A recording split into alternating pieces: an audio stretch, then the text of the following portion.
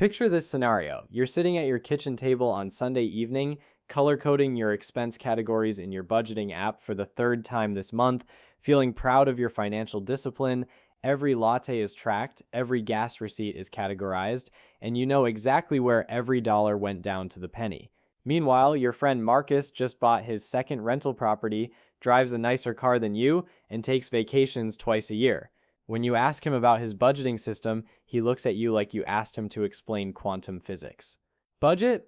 I just spend less than I make, he says with a shrug. You're starting to wonder if you're doing something fundamentally wrong, but what if I told you that your obsessive budgeting isn't just ineffective, it's actually the psychological trap that's keeping you broke while people who never track expenses build real wealth? My name is Alex, and I spend way too much time analyzing why people who obsess over budgets stay financially stuck while people who ignore traditional money management advice somehow accumulate wealth effortlessly. If you're someone who's tried every budgeting method known to humanity but still feels broke despite tracking every penny, or if you've ever wondered why your wealthy friends seem so casual about money management, make sure to hit that subscribe button and give this video a thumbs up, because today we're diving into the backwards psychology of wealth building that reveals why spreadsheets make you poor. Here's the thing that absolutely blows my mind about personal finance advice. The entire industry is built on the assumption that poor financial results come from lack of information and control. They tell you that if you just track more, plan more, and control more, you'll magically become wealthy. But after studying hundreds of wealthy individuals, I've discovered something that completely contradicts this advice. Wealthy people don't budget because they think about money in a fundamentally different way than people who need budgets. Let me explain what I mean by showing you the difference between budget thinking and wealth thinking. When you create a budget, you're essentially creating a plan for how to spend all your money. You allocate every dollar to different categories: housing, food, transportation, entertainment, with the goal of spending your income as efficiently as possible. This is consumption thinking disguised as financial planning. Wealthy people don't think about how to spend their money efficiently, they think about how to avoid spending their money at all. Instead of optimizing their consumption, they optimize their wealth building. This fundamental difference in mental approach explains why budgeters stay broke while non-budgeters get rich. When Marcus looks at his income, his first thought isn't, "How should I allocate this money?" It's, "How much of this can I invest?" He doesn't need a budget because he's not trying to optimize spending, he's trying to minimize it. The money that doesn't get invested automatically becomes his living expenses, not the other way around. This is why wealthy people seem so casual about daily expenses. It's not because they have unlimited money, it's because they've already decided that most of their income isn't available for spending. When you've committed 40% of your income to wealth building, you don't need to track whether you spent $12 or $15 on lunch because it doesn't materially impact your financial future.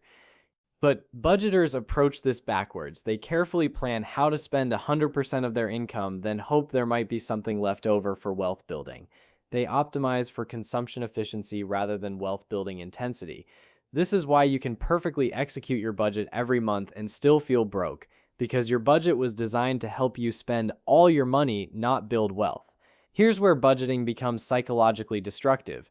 When you track every expense obsessively, you train your brain to focus on spending rather than earning or investing. You become hyper-aware of money going out, but pay little attention to money coming in or growing.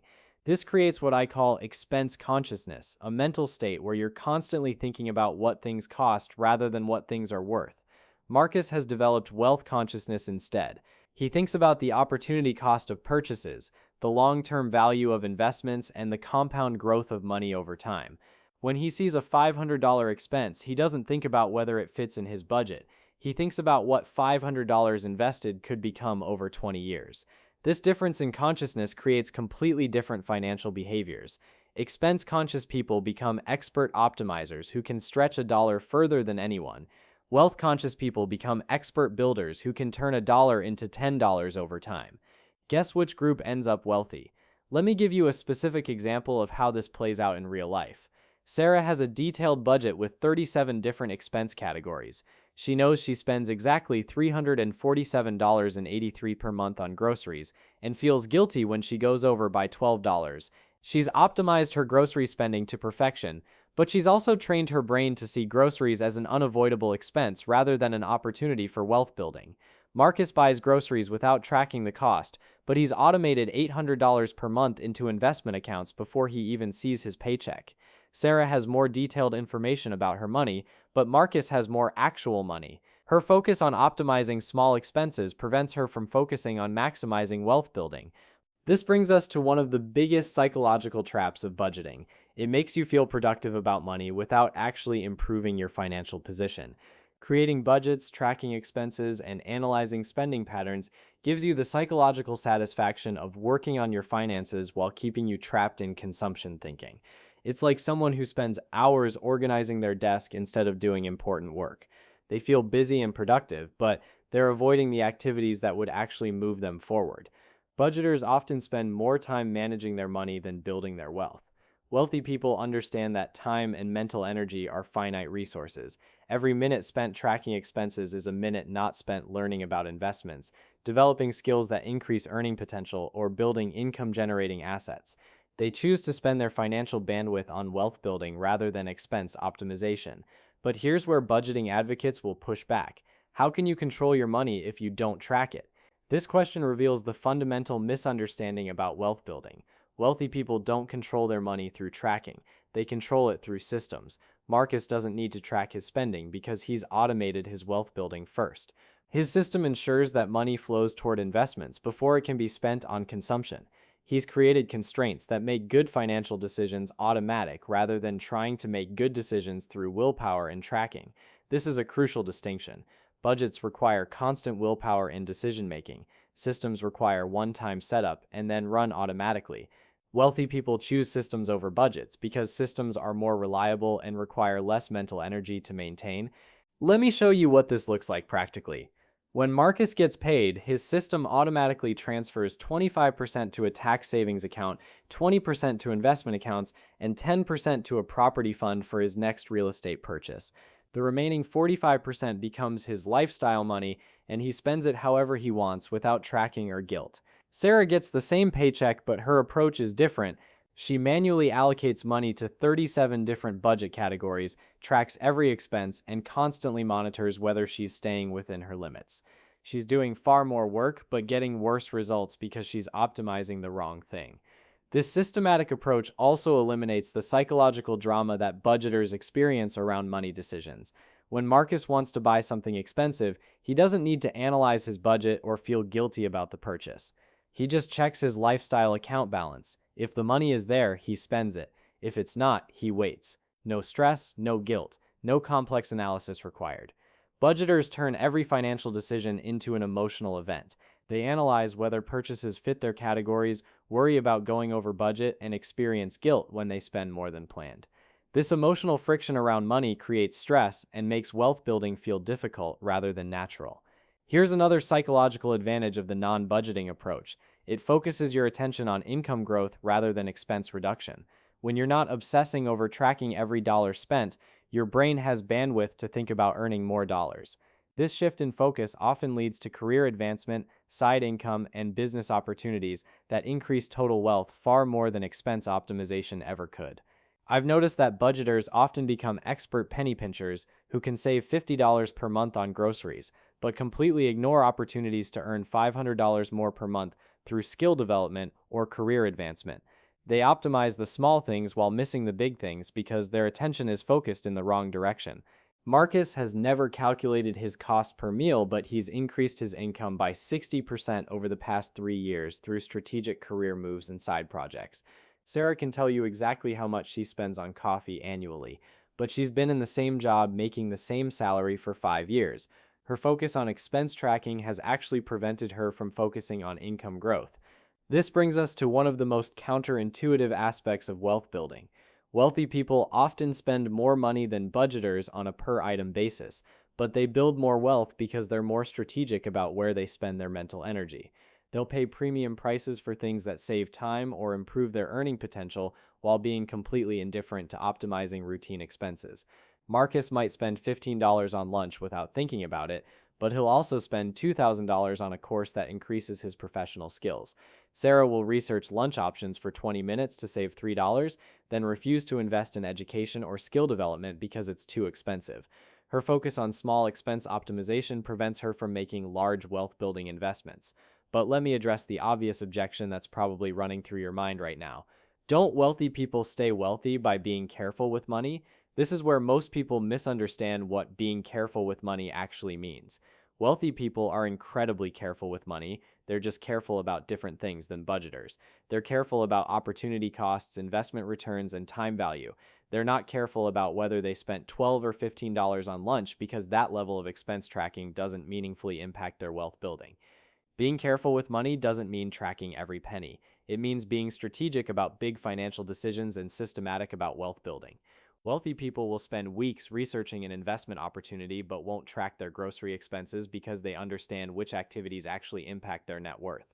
This strategic approach to financial attention also explains why wealthy people seem so relaxed about money despite having more of it.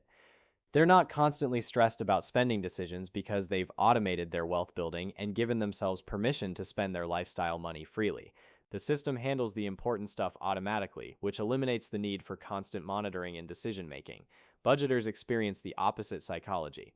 They're constantly stressed about money despite having detailed tracking systems because they're trying to control their finances through willpower rather than systems.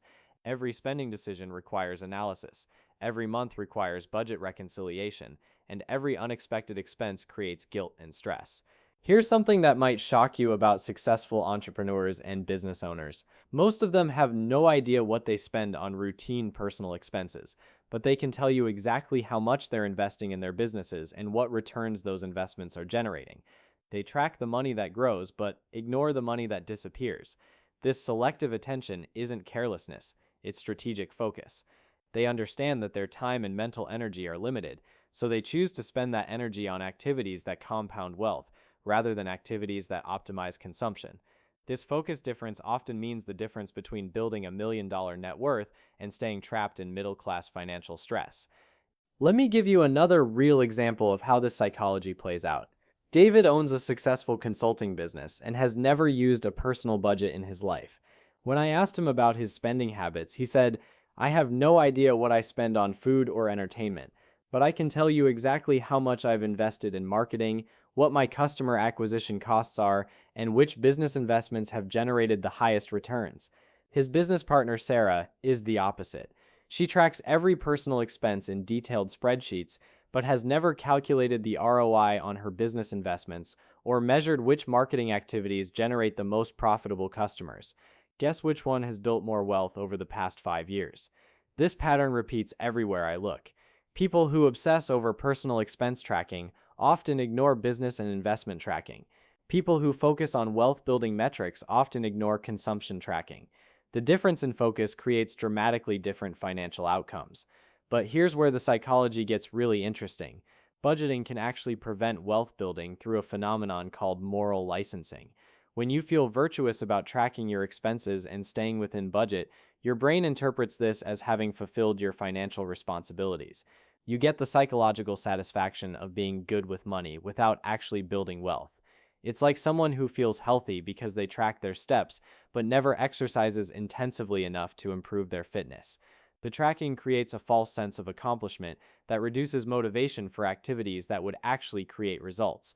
I've seen this pattern with countless budgeters who feel proud of their financial discipline because they never exceed their spending categories, but they're not actually building wealth because their budget doesn't prioritize investment. They're optimizing their consumption while ignoring their wealth building, but they feel like they're being financially responsible. Wealthy people avoid this psychological trap by focusing on results rather than process. Marcus doesn't track his expenses, but he tracks his net worth. He doesn't budget his spending, but he measures his investment returns. He focuses on metrics that indicate wealth building rather than metrics that indicate expense control. This results-focused approach creates different psychological rewards. Instead of feeling good about staying within budget, Marcus feels good about watching his investments grow. Instead of being motivated by consumption optimization, he's motivated by wealth accumulation.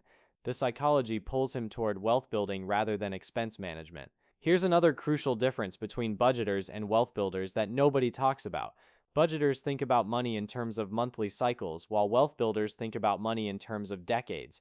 This time horizon difference completely changes how they make financial decisions.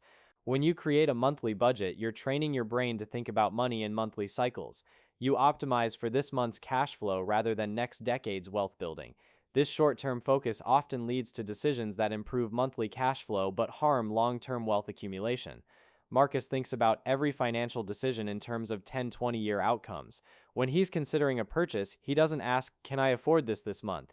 He asks, "Will this purchase move me closer to or further from my long-term wealth goals?" This time horizon difference leads to completely different spending and investing decisions. But let me address another common objection. Don't you need to track expenses to find areas where you're wasting money? This question reveals another fundamental misunderstanding about wealth building. Wealthy people don't build wealth by eliminating waste, they build wealth by increasing production. Instead of spending time finding ways to save $100 per month on expenses, Marcus spends that time finding ways to earn an additional $1,000 per month through income growth. The math is simple. It's 10 times more effective to increase income than to reduce expenses. Yet most budgeters spend 10 times more energy on expense reduction. This production-focused mindset also creates more sustainable wealth building. There's a limit to how much you can reduce expenses, but there's no limit to how much you can increase income and investments. Wealthy people focus their energy on the unlimited side of the equation rather than the limited side. Here's something that will probably surprise you about the practical implementation of wealth building systems versus budgets. Wealthy people actually do less financial management on a daily basis than obsessive budgeters, but they do more strategic financial planning on a quarterly or annual basis.